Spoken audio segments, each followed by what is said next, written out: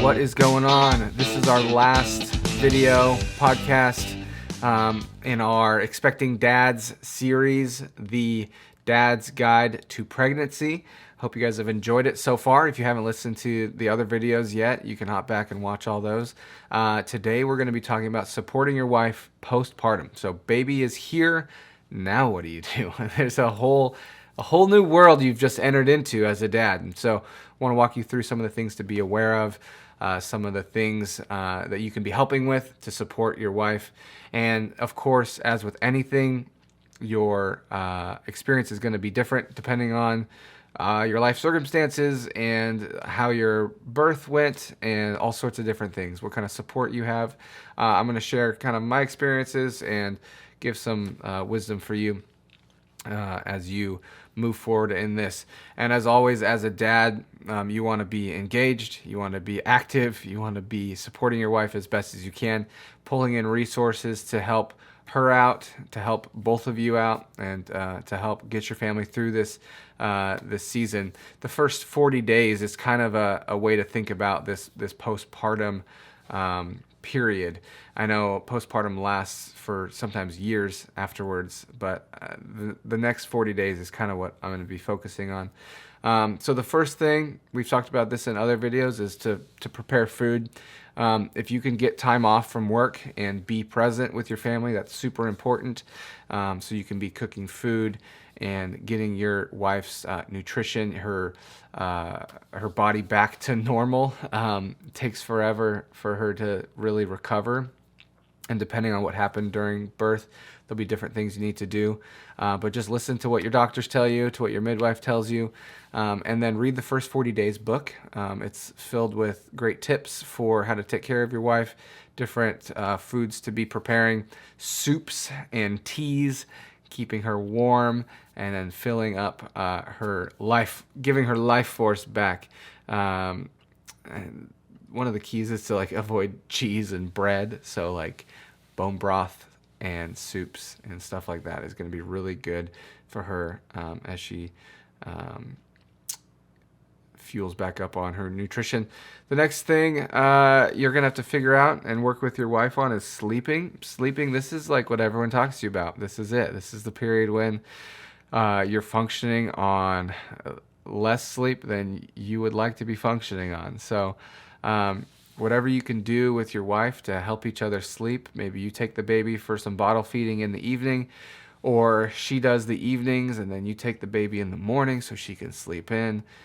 Figure out how to function with less sleep. I know a lot of parents do everything together, but my wife and I have found that if we rotate through, we can each get maybe 4 to 6 hours of sleep, depending on how each baby's sleeping. And every baby's going to sleep different.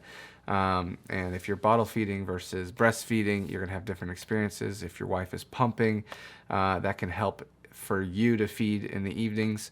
Whatever you guys decide to do, just make sure you communicate. That's one of the biggest things postpartum, is to constantly be communicating and talking to each other and making sure you're on the same page, because lack of sleep, extra stress will add to more conflict. And so to just give grace and be open with your communication, talk about what you're frustrated with. But as the man in this situation, the one who did not give birth to the baby, your job is going to be to really step up during this time period and take on extra responsibility. And if you're tired, just push through the pain, man. You got this.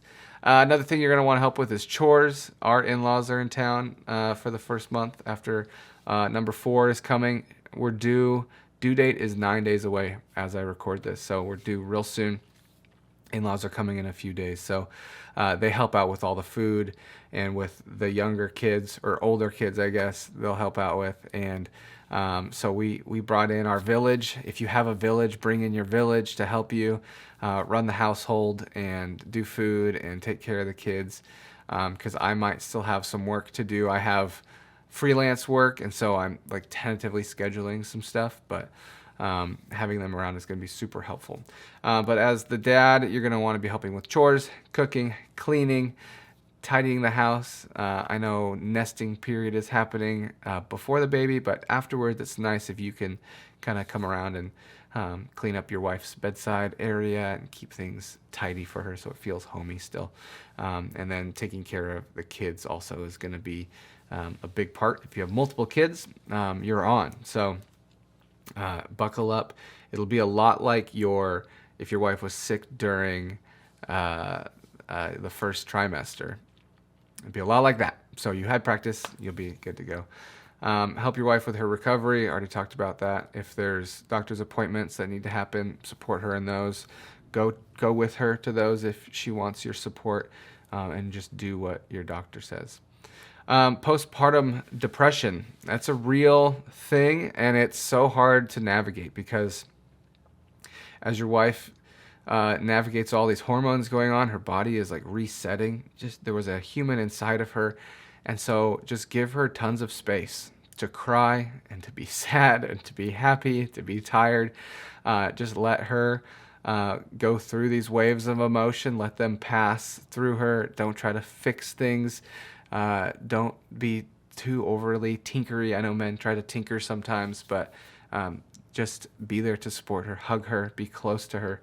And then if depression kind of sets in and the darkness of mood, the cloud settles, then you guys can start to talk about getting help or having friends come in. I know like being isolated is not good. And so eating healthy, staying connected to relationships, and then going and pursuing extra medical help if the depression sets in heavy. So I know my wife, when she breastfeeds, feels a lot better. And so the longer she does that for, it like pushes off the postpartum depression. It's usually like when she stops breastfeeding is when she starts to feel down again. So we're going to try to breastfeed for as long as we can this time. Some people go up to 2 years, 3, 4. I know some people breastfeed for a long time, but we usually have stopped at about 1 to 2 years. So, but yeah, keep a close eye on your wife and make sure you're there to support her emotionally as well as with everything else around the house. Another role that you're going to have as the dad is kind of keeping people away. Everyone, once they hear you have a baby, is going to want to come into your space. But this is just a precious time as a family to be able to stay close, to kind of hunker down and set up your defenses and just be near your baby and say, drop the food at the door. You can have a little cooler outside that says, please drop the food at the door. We're sleeping probably. And then they can leave it in the cooler and then not bother you. And tell your family, like, we'll text you when we want you to come over. It's just so hard to navigate with who's allowed to come and who's not allowed to come. And everyone's going to want to be pushing on you. So your job as the dad, as the father, protector, is to keep that pressure off your wife. Don't ask her who she wants to come. Just say no to everyone for a while. And if she starts feeling like she wants visitors, then you can invite people in. You can ask her who she wants to come in. But don't be like, hey, Kathy asked if she could come. Is it cool if she does? And like, no. Don't put that sort of pressure on. So you can say, do you want anyone to visit? And if she has someone in mind, those are the people. Another note, tip for the first 40 days is just to stay in. A lot of people are very proud that they're like, oh, you're out so early walking around with your baby. But really, just protect this time. This is a great time to stay in, to nurture your wife. I know people can get stir crazy. I'm planning to take the older kids out to like do stuff. But I want to give my wife the freedom to stay in as long as she wants to, not have to socialize and have people Google over the baby and all that stuff. So there's a lot to be said about the benefits of staying in and staying close to home.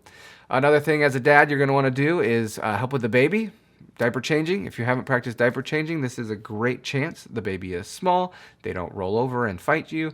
You just open the diaper, pull it off, wipe the baby, new diaper on. It's not that complicated. You can do it. You can help with bottle feeding. If you guys are doing that, you can wear the baby, get one of those baby wearers, a carrier. You can get like a sling one that wraps around your whole body, or a clip-on thing that you can just wear the baby around. And that's a great opportunity to Give your wife a little break. If she wants one, you can go skin to skin, so take your shirt off and wear the baby. That's always super beneficial for everybody. But yeah, wear your baby and be involved with the baby. People ask about bath time a lot, and I might have talked earlier in a different video about bath time. We don't really bathe our babies until they turn like 1 or 2, like until they're eating dirt, playing in the dirt. They don't get in the bath, until they can like sit up in the bath like responsibly without falling down. We just don't. So I know some people do it in the kitchen sink, but to me the kitchen sink is grosser than the bathtub. And they're not that dirty, but I know for sure you're not supposed to bathe them for at least a week or 2 afterwards, because they have the vernix on them. That's very good for their skin, moisturizing and stuff. So you can choose to bath your baby if it's fun for you, but just don't use a bunch of soaps and chemicals and stuff. They have very sensitive skin.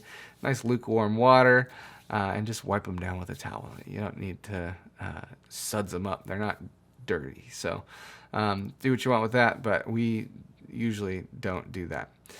Those are all the things for postpartum care. I know there's a ton more. If you have any thoughts for me, you can leave comments below.